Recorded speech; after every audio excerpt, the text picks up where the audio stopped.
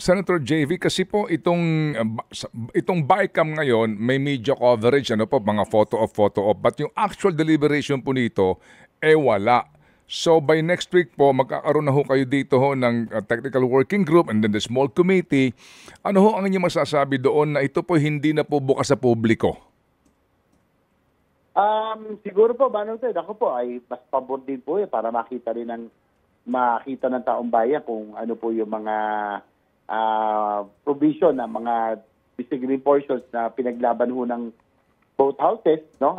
Tulad ko, ako in particular, ako mas gusto ko hong naka-televise kasi po ako po nag-defend ng DOTR, Manong Ted, DJ Chacha, yung worried po ako sa infra project, yung pong mga foreign assistance kasi na-push down mula last year sa program na hindi po alam ng karamihan.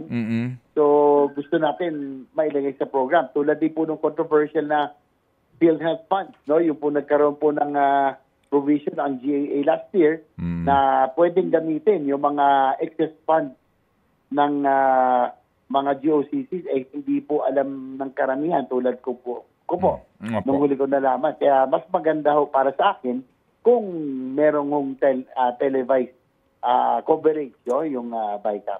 How will that happen?